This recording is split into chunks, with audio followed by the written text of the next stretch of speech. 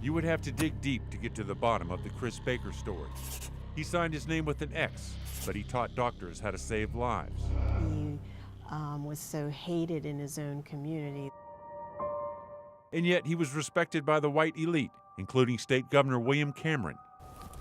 He was totally comfortable with prowling cemeteries, but ran and hid at the first hint of lightning. It was said he could wield black magic. One of the key figures in the history of the Medical College of Virginia was born in the basement of this building right here, the Egyptian building. He would spend his entire life here, in the midst of the bones from the graves that he robbed.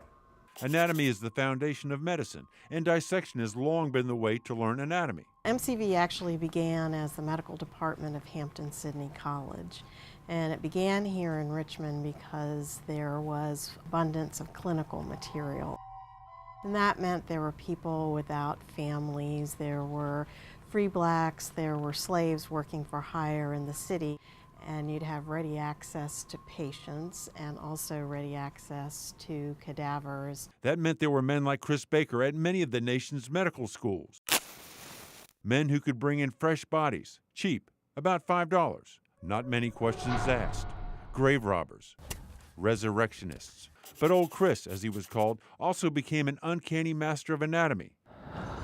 It's said that he could usually tell which medical students would make it through anatomy. Before electricity, the dissections occurred under a skylight on the 4th floor of the Egyptian building.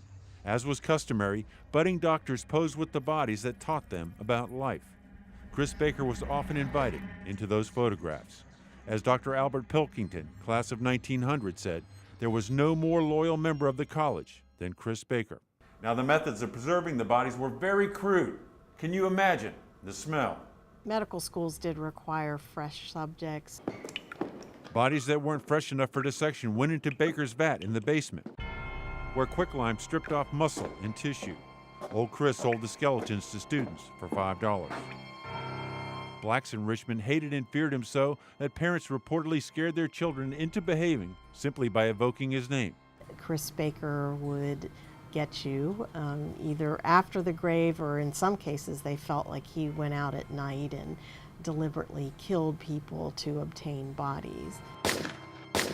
Reportedly, he was shot at numerous times. In addition to assisting all the students and kind of supervising the lab, he was responsible then also to the demonstrator and the professor of anatomy and meeting their needs. Chris Baker was known to haunt Sycamore Cemetery in Northside and Oakwood Cemetery in northeast Richmond. That's where he was caught red-handed with his assistant and 2 white medical students by a police officer named Angel. Governor Cameron pardoned him, and the General Assembly soon passed a law that allowed the bodies of criminals and the destitute to go to medical colleges. Even though Chris Baker worked at least 50 years among diseased bodies and harsh elements like mercury, he lived until June 8, 1919. He was believed to be about 70 years old. He died in the Egyptian building, according to his obituary published in Richmond newspapers. And while doctors attended that funeral, and many wrote of his legacy, the legend of Chris Baker has largely lain quietly, undisturbed.